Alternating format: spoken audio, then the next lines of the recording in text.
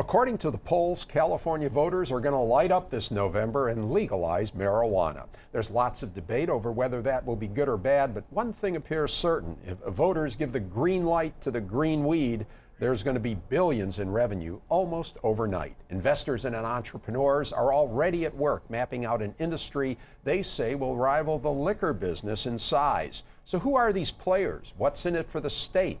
How will it impact you? I'll ask three folks in the thick of the action.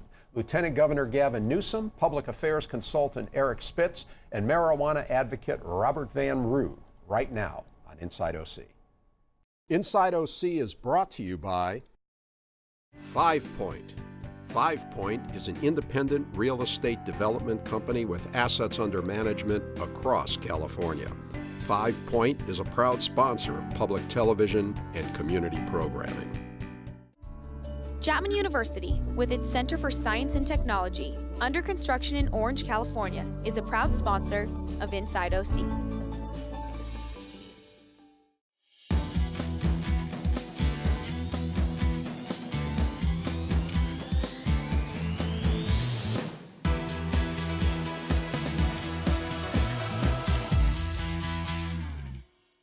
Well, hi, I'm Rick Reiff. Welcome to Inside OC. I'm talking marijuana, not smoking it yet anyway. Lieutenant Governor Gavin Newsom, Eric Spitz, and Robert Van Roo. So Governor, Prop 64 right now leading in the polls. It's the latest poll, almost 60% approval, only a little over 30% disapproval. Looks like this is going to pass, something you've been pushing for a long time. What happens after November? I don't think much changes, actually. I mean, we've had de facto legalization since 1996. Remember, California was the first state to legalize medical marijuana, and it's been completely unregulated industry. Save a few municipalities, the state has not been in the regulation business until recently. And as a consequence, I don't think we're going to see such a pronounced change as some would suspect or expect. That said, over the course of many, many years, this industry will evolve, this industry will expand and grow, and I think most importantly, will come out from the dark edges where it's being dominated and regulated right now by corner drug dealers and by cartels, and that black market will continue to be pushed aside and eventually, ultimately, the goal, eliminated altogether. So because there's been some estimates right now, I don't know if it's a $2 billion business or at least the medical, 2.7 the medical part that people talk about is something like that, couple billion, and that in 5 years or so it'll be 30, 40 billion. You don't see that? Well, I think so. There's 2 points of view. One is it's ubiquitous already. I mean, ask your teenagers, ask anybody's kids. It's easier to get marijuana today than it is alcohol. Survey after survey bears that out. Go to municipalities and you have raging debates around the existing structure around medical, meaning these clubs exist. We see them abused all the time, people coming in with injuries, getting medical ID cards, frankly, that are questionable. So I just don't see something pronounced in terms of contrast existing. I think it's coming to the light of day. Now, to the extent over the course of many, many years, we'll see a different kind of industry emerge. Unquestionably, that will be the case. And in a regulated environment, you will see people emerge as players, not just on the retail side, but the distribution, the cultivation side. And eventually, it will be normalized. And eventually, I think you'll see some patterns of increased use. Unlikely for teenagers and for young folks, more likely for 60, 70, 80-year-olds that may be substituting their Ambien for cannabis, maybe substituting a drink or two for cannabis. And that's ultimately, I don't think, an unhealthy thing per se, but we've got to watch it, we've got to regulate it. And I do want to get into that more. But to that point about how this industry is going to shape up, Eric, and evolve. And by the way, viewers, if you look familiar to viewers of Inside OC, it's because you have been on this show and you are the former co-owner of the Orange County Register, and you are now doing public affairs, government affairs, and you are working closely with players in the marijuana industry. So tell us, to follow up on what the governor's saying, what's going to happen? How is this industry, what's this industry that is emerging? So I agree with the Lieutenant Governor on most of what he says and disagree on one point. I think that the industry is going to change dramatically relative to the branding, relative to the business side of the industry. It will start to look like alcohol. And that will happen fairly rapidly once the regulation is in place and people can rely on the structures that they're used to from other businesses. So as a martini drinking consumer like myself, watching TV, reading a magazine, driving down the highway, what's going to change, or what will I start noticing? First of all, you'll start noticing more outlets for purchase. And in the beginning, they will be retail outlets, but ultimately, there'll be restaurants and smoke shops and place where you can consume on premise. Once our society comes to grips with the fact that this is a lot like alcohol, it's going to start to become like alcohol. But let me interject because it's an interesting point. I mean, that certainly may be the case, but I want to remind folks that in Prop 64, we very specifically laid out conditions for that kind of proliferation of retail outlets and the like. Local control. Your municipality, your district, your community can deny those licenses, can say, you know what, this may work up in this part of the state or that part of the state, but it doesn't work for our community. So I think there'll be a patchwork of that. I don't think you'll see it at scale. But I agree with Eric. Look, this will be professionalized industry. A lot of that will be behind the scenes, I think, the radical change. I acknowledge that. But I wonder if your quote-unquote community will see something significantly. You're not going to see advertising because that's still prohibited. It's a Schedule I drug under the federal government. We're not going to see folks, we're going to be very aggressive in regulating folks trying to target our kids, but you're hopefully going to see less people on the street corners dealing drugs. You're going to see less about cartels and illegal grows in the northern part of the state. I think ultimately you're going to see more enlightened law enforcement that are focused on dealing with serious crimes, not these low-level crimes. So there'll be some behavioral changes, but I don't know that everything's going to be visibly that different year one, maybe year 10. Year 10. And yeah, Robert, jump into this because you're somebody who's actually making a living in the marijuana business. Just briefly, what do you do? And then tell us what you think about this emerging industry. So I have a licensed medical cannabis dispensary in Palm Springs. We cultivate on site. We are actively engaged in R&D around manufacturing. And I'd have to agree with Eric. There is going to be this kind of rebranding of the industry, and it's happening right now. You'll see established medical cannabis names shifting and reskinning, and you're going to see different names come out and a more mature brand. We're going to get away from the Green Cross kind of scenario that everyone's accustomed to seeing in the OC. It's cleaned up a little bit over the past few years, but we're going to see a different vantage point of this industry for sure moving forward. Maybe I date myself because it's been many, many years since I was intimately familiar with this topic, but like zigzag, is that still around, the zigzag symbol? And will that be like just huge now, see zigzag on billboards or what's going to, Well, to be honest with you, you're going to be buying manufactured marijuana cigarettes as opposed to rolling having to your roll own? them yourselves. That's one of the examples of a maturing industry. Right? As the industry matures, so too will the processing, so too will the manufacturing, so too will the branding, so too will the marketing. And you bring up a good example. Frankly, I think that one of the more interesting things that you can see fairly quickly is the maturation of the joint. Huh, okay, so it'll be... You'll go in and buy a joint like you buy cigarettes. I think Zigzag is going to see a little increase in business for sure. You might see, some brand names putting their name on it. Marley Natural, perhaps. There's a couple names that will definitely step in, and you'll see people rolling a different kind of joint in the future. So right now you have a business that is limited by law to medical marijuana. Yep. Right now. Not saying you're doing anything illegal, because I'm sure you're not, but a lot of people come in and, let's put it this way, I've heard that if you have pain, that's typically the thing. If you come in and you need marijuana because you have pain, let's say within that group of people with pain are also people who just like to smoke marijuana, and that, so to some extent, those people are getting served already. But what do you see happening now? Will there be a lot more people who are just using marijuana as an alternative to alcohol or something else? And what are you doing in your business to kind of prepare for the change? Yeah, definitely. So I'm cautiously optimistic on Proposition 64. I'm preparing with a brand that's going to be, focused in the adult use market.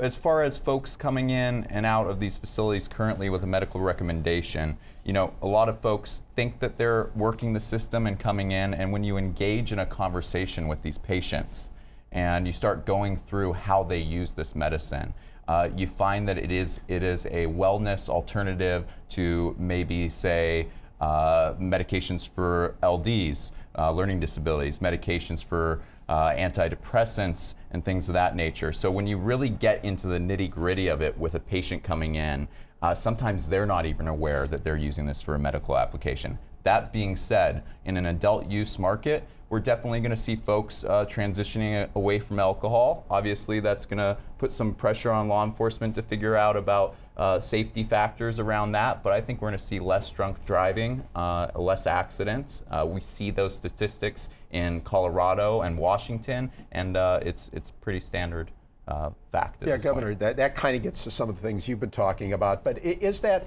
I think people think, oh my gosh, we're going to legalize. Don't we have enough troubles already with, abuse of prescription drugs and with alcohol? And now we're going to introduce marijuana and make that readily available to people.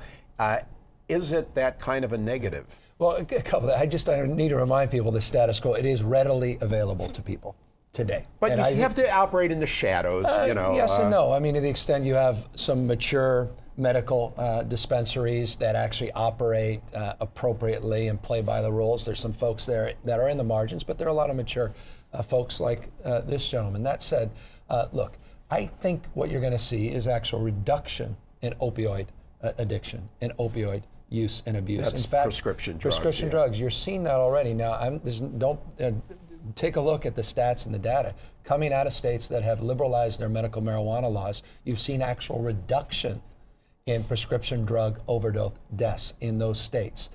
You are not seeing the kind of dystopia that some had projected or believed would occur in Colorado, Washington, Oregon, and Alaska with legalization. Cato Institute just came out literally this week with a study showing that there has not been a pronounced increase of use, that there's been a slight decrease in teenage use after legalization, and that while things changed, in many respects, they stayed the same. So all the things that they're saying in terms of maturation and the branding and the processing and the business side, a lot of that is sort of invisible to the average person. And that's why I want to project some caution here that around concerns that somehow my neighborhood's going to be overwhelmed with the smell of marijuana. And by the way, I don't like the smell. I've got kids. I don't want this normalized to a degree that people are targeting my kids. I don't want edibles out there. There are gummy bears that are targeting my kids. I don't want big tobacco to become big marijuana. I don't want every street corner be taken over and vacant lot being taken over by another medical, or rather a legalized cannabis club, any more than I think a lot of folks out there do. And so while it will mature, I just don't think that things are going to radically change as some of our critics suggest they might.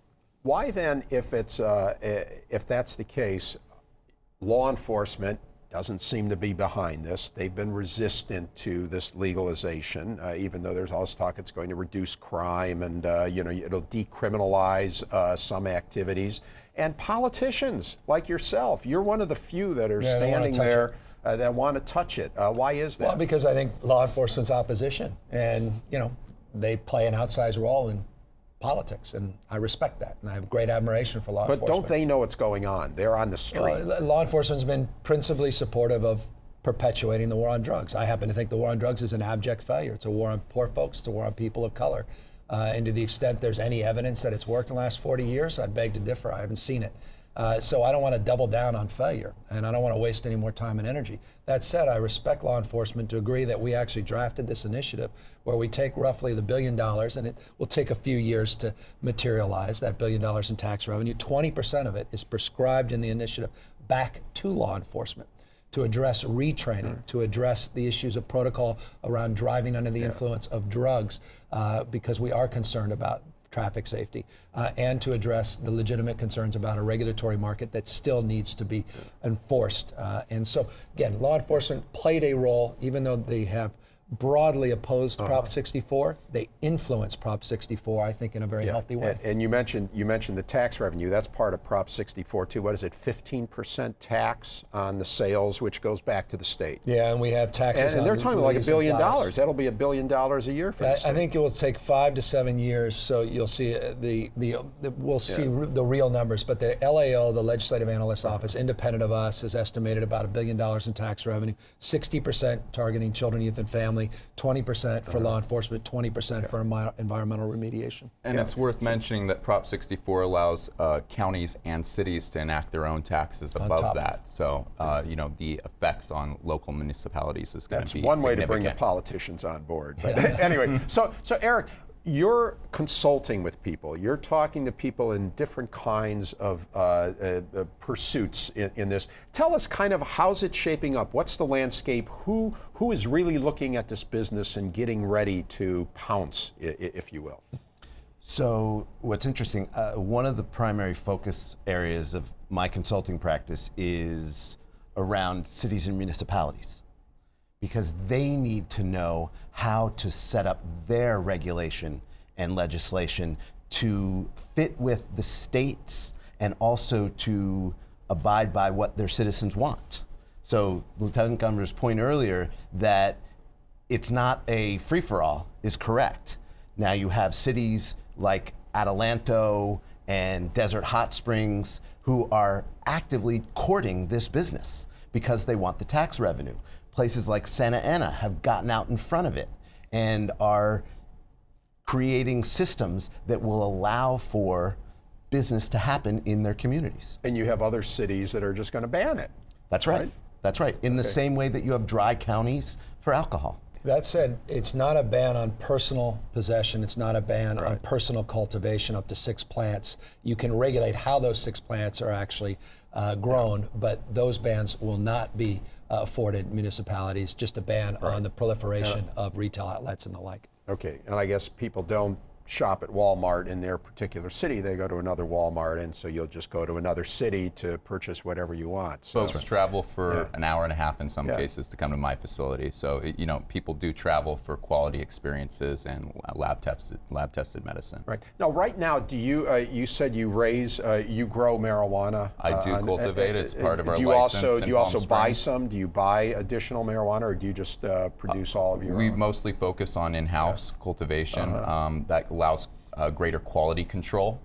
When I get into sourcing medical cannabis from other cultivators, I have to implement a regimen of a lot more tests. So testing for pesticides. Obviously, if I'm cultivating my own, I know I'm not using pesticides. So I can see you're cultivating a high-end image here. You'll be moving your stuff through Trader Joe's and stuff like that.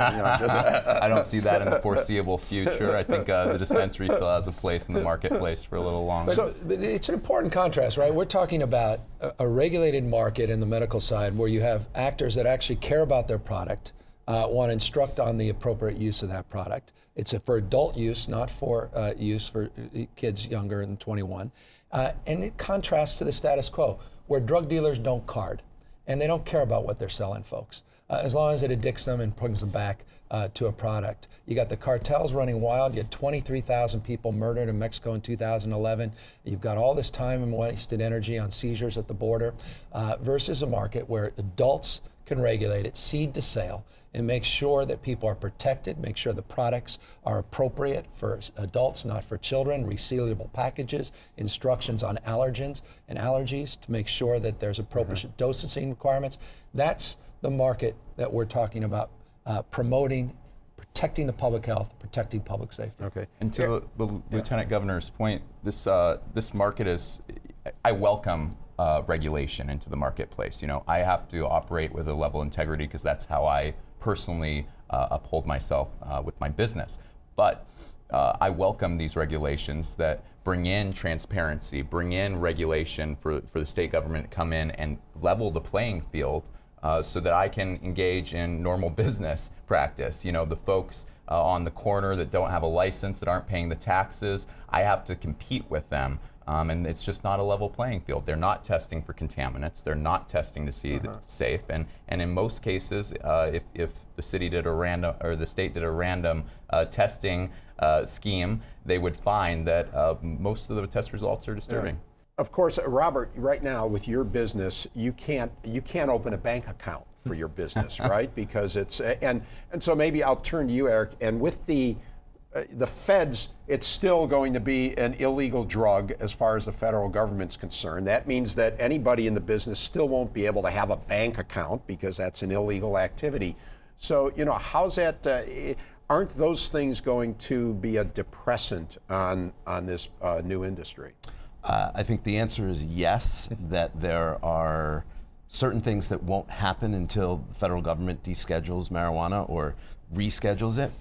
Having said that, I think people underestimate the impact that legalization in California is going to have. Right. I have the most significant rule that I have for this business is it's all about California. 50 to 60% of the supply and the demand of this industry is currently happening in California. That means that as the largest state, every other state is microscopic compared to California. Boy, Eric's point is spot on. Just put it in perspective, last year at retail in Colorado, sales of medical and recreational marijuana were less than $1 billion. You go up to the Emerald Triangle, Trinity, Humboldt, Mendocino counties, we estimate anywhere from $9 to $13 billion a year of cannabis is sold at wholesale, just in those 3 counties in the state of California. To his point, this is a game changer in the war on drugs. It's a game changer in terms of the national, and I would argue international debate around cannabis and prohibition. It's a big question we're being asked in California. And for those that just feel like we need to move in a new direction and deal with real criminal justice reform, racial justice issues, and social justice issues, here's an opportunity to send a very powerful message beyond the borders, as Eric said, of California. Now, how does it change? You mentioned the border wars, and we know all about that, and the how that bleeds over into the immigration issue and everything else. Why does this change that? Why will that help the Mexican drug wars? Because the cash flow for a lot of these cartels is cannabis. Cash flow is importing or exporting into California, into Colorado, Washington, other parts of this country. Marijuana, you're already seeing seizures decline on the border, 2.5 million pounds seized a year ago, 1.9 last year. You're already seeing the impact of cartel activity. Is that because less is coming in? Less is coming in because more is being produced safely, better production of better, higher quality in Colorado, in Washington, in Alaska, in Oregon. As California goes, that's the game changer for Mexico and the cartels. They're going to be significantly impacted by legalization in California. Eric, just quickly, because we're running low on time, I'd like to get a feel, like growing. Will Mexico now be able to grow more and it'll be a legal business and they'll be importing it? Are there any big companies getting involved in this industry?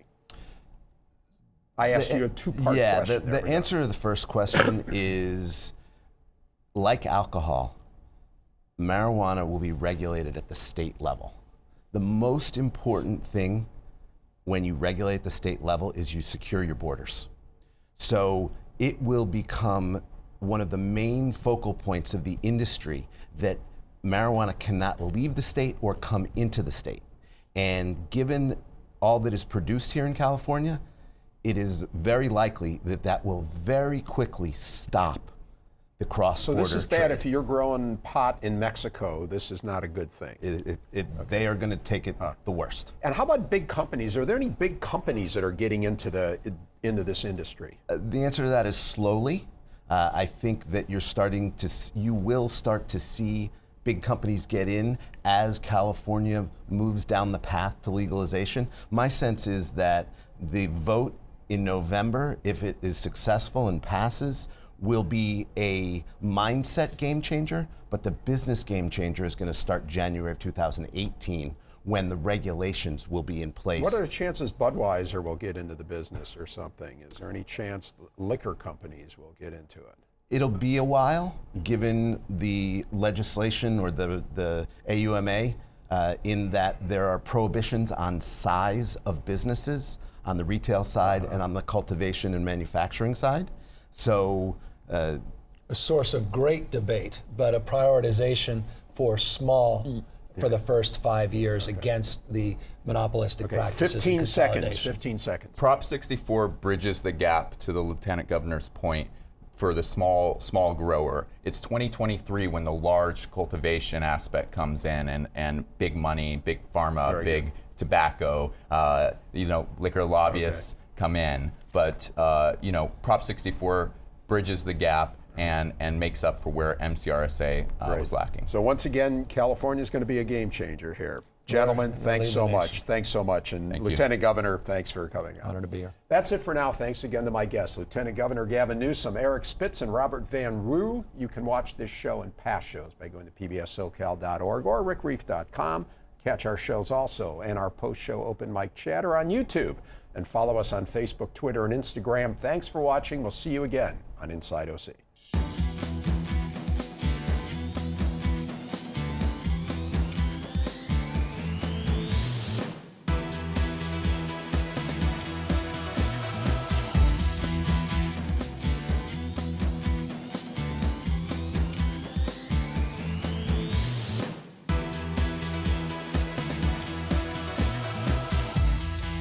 Inside OC is brought to you by 5 Point.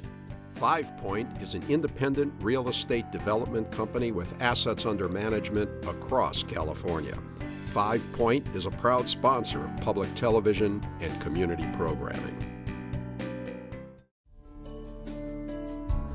Chapman University, with its Center for Science and Technology, under construction in Orange, California, is a proud sponsor of Inside OC.